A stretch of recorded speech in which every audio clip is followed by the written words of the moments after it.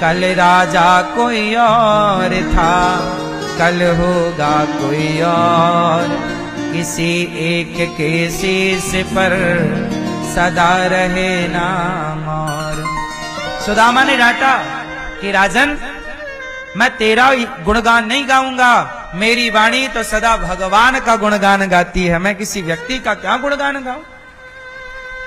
तेरे जैसे राजा कितने आए गए, मैं तेरा नहीं गाऊंगा। तो उस राजा ने सुदामा जी को सीढ़ियों से धक्का मरवाया, बहुत दंड दिया, बोले तू मार ले, पर मैं तेरा गुणगान नहीं गाऊंगा, भगवान का गुणगान गाता हूं। एक बार मैं एक जगह कथा करने गया, एक बार मैं एक जगह कथा करने गया, ये दास अनिरुद्ध।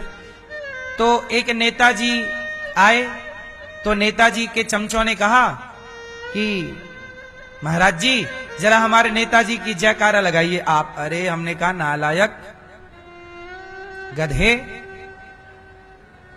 हमारी वाणी भगवान की जयकारा लगाती है, ये दो कौड़ी के नेता की जयकारा मैं लगाऊं? क्या ये भगवान के बराबर है? होगा तेरा भगवान। मैंने डांटा उसको, मैंने कहा साले तुम लगाओ, तुम बिको पैसों में, हम लोगों की वाणी तो केवल ईश्वर की जयकारा, ईश्वर का गुणगान करने के लिए है, किसी व्यक्ति का गुणगान करने के लिए नहीं। व्यक्ति तो सही है तो उसे कहा जाएगा कि यह व्यक्ति सही है, गलत को गलत कह दिया जाएगा ये व्यक्ति गलत है, पर यशगान गुणगान तो केवल भगवान का ना होगा इस वाणी से।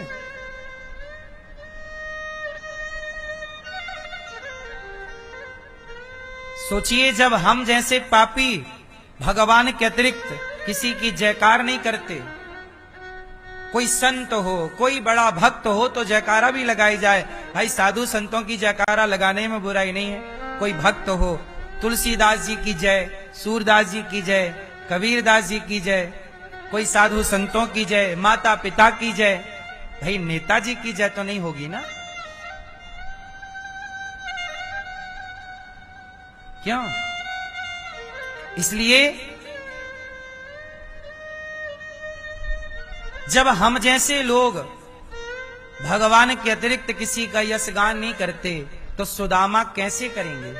सुदामा को मारा राजा ने, बोले मार, पर मैं तेरे लिए पद नहीं गाऊंगा। यही हुआ यहां वृंदावन में। हरिदास जी महाराज थे जिन्होंने बिहारी जी को प्रकट किया। उनके पास एक मुगल शासक राजा आया, तानसेन इनका चेला था। तानसेन बहुत अच्छे पद गाता था। तो अकबर ने कहा कि तानसेन, जब तू इतना अच्छा गाता है तो तेरे गुरु कितना अच्छा गाते होंगे, जरा एक काम कर अपने गुरु को लेकर आ। तानसेन ने कहा मेरे गुरु आपके दरबार में नहीं आ सकते। बोले क्यों नहीं आ सकते? जितना पैसा चाहिए दो, गुरु को लाओ। तब तानसेन बोला नहीं, मेरे गुरु को आप खरीद ही नहीं सकते। बोले आपको दर्शन करना है तो चलो, वो नहीं आएंगे आपके पास। हरिदास जी कभी वृंदावन से बाहर नहीं जाते। अब आया राजा, कहा हरिदास जी से कि हमारे लिए कोई पद सुनाइए। हरिदास जी ने डांटा, मूर्ख, मैं तेरे लिए गाऊंगा, मैं तो केवल बिहारी जी के लिए, भगवान के लिए गाता हूं, मेरी वाणी भगवान के लिए है। तो बोला कि अच्छा आप मेरे से कुछ मांग लो। हरिदास जी बोले मूर्ख कहीं का, तेरे से कुछ मांग लूं? तेरे जैसे करोड़ों भिखारी जिसके चरणों में पड़े हैं, मुझे जरूरत पड़ेगी तो मैं उसी से ना मांग लूंगा, तेरे से मांगने आऊं?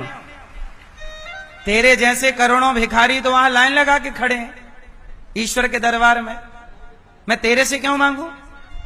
चरणों में गिर पड़ा, महाराज क्षमा करो, क्षमा, मेरे ला कोई सेवा बताओ।